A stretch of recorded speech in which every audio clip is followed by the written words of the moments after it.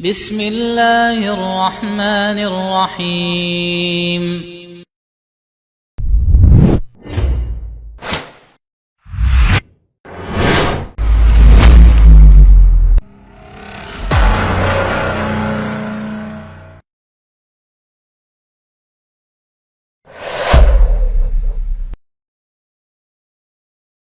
Mereka berbuat syirik dengan dalih yang mereka lakukan adalah ajaran yang diwariskan oleh nenek moyang mereka.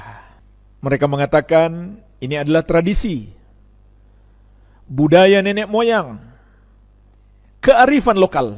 Padahal sama sekali tidak mengandung kearifan, bahkan mengandung dosa terbesar, yaitu dosa syirik. Inilah kalau masyarakat jauh dari agama, yang buruk mereka sebut arif. Hanya dengan alasan ini warisan budaya nenek moyang yang sudah dilakukan turun-temurun. Tidak peduli itu benar atau salah dalam pandangan agama. Maka Allah Azza wa Jalla menyebutkan syubhat ini dan bantahannya. Di antaranya dalam surat Az-Zukhruf ayat ke-23. وَكَذَلِكَ مَا أَرْسَلْنَا مِنْ قَبْلِكَ فِي قَرْيَةٍ مِنْ نَذِيرٍ. Demikianlah, tidaklah kami utus sebelum engkau wahai Muhammad di satu daerah, di satu negeri, seorang penyeru. إِلَّا قَالَ مُتْرَفُوهَا. Kecuali berkata orang-orang yang hidup enak di daerah tersebut. Maksudnya para pembesar mereka.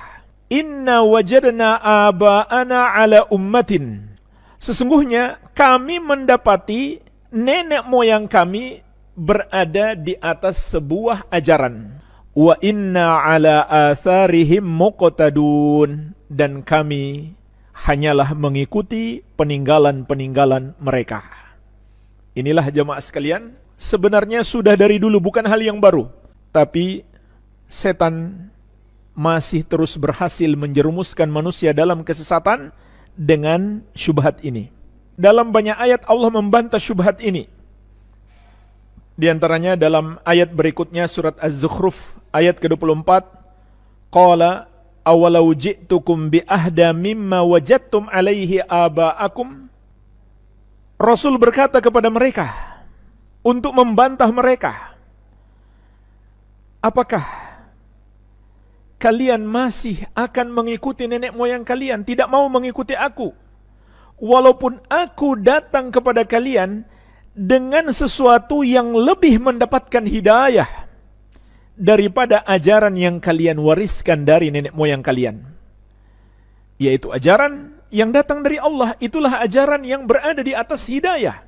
Apakah kalian masih akan mengikuti nenek moyang kalian juga? Kemudian di surat Al-Maidah ayat keempat, awalau kana aba'uhum la ya'lamuna syai'aw wa la yahtadun.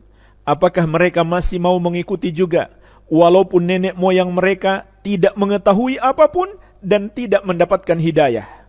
Kemudian di surat Al-Baqarah ayat 170, awalau kana aba'uhum la ya'qiluna syai'aw wa la yahtadun. Apakah mereka masih mau mengikuti nenek moyang mereka padahal nenek moyang mereka tidak memahami apapun dan tidak mendapatkan hidayah? Maksudnya, nenek moyang mereka tidak belajar agama. Kalaupun belajar, tidak mendalaminya, tidak memahami dari sumber yang benar. Hanya katanya dan katanya, hanya ikut-ikutan dalam beragama. Atau bahkan nenek moyang mereka belum mendapatkan hidayah, belum mengenal agama.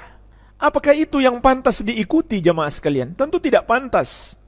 Yang harusnya diikuti adalah hidayah yang datang dari Allah Azza wa Jalla, yang ada dalam agama Islam, dalam Al-Quran dan sunnah Nabi Sallallahu Alaihi wa ala alihi wasallam. Jadi ini bantahan-bantahan langsung dari Allah Subhanahu wa Ta'ala.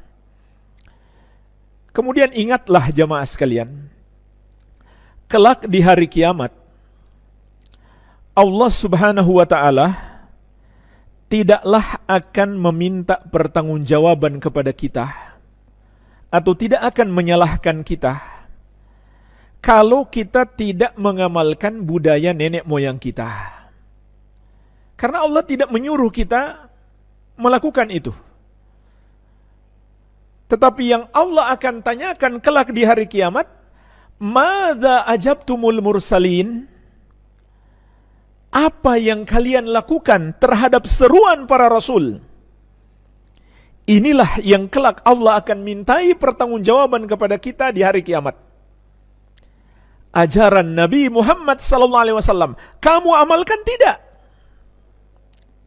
Allah tidak akan marah kepada kita dan tidak akan mintai pertanggungjawaban kalau kita tidak mengamalkan warisan-warisan budaya nenek moyang kita atau adat istiadat di kampung kita. Tidak.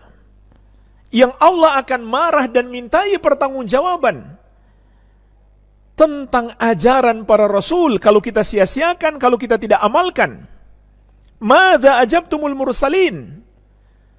Apa jawaban kalian? Apa sikap kalian terhadap dakwah yang diserukan para nabi dan rasul alaihi wassalatu wassalam? Maka saat itu menyesalah orang yang tidak mengikuti ajaran Rasul, seraya dia menggigit kedua tangannya, kemudian dia berkata, ya laitani takhadtu ar-rasuli sabila. Aduhai, andai saja dulu aku mengikuti jalan Rasul. Itu hasilnya jemaah sekalian. Dia pun menyesal, namun penyesalannya sudah terlambat.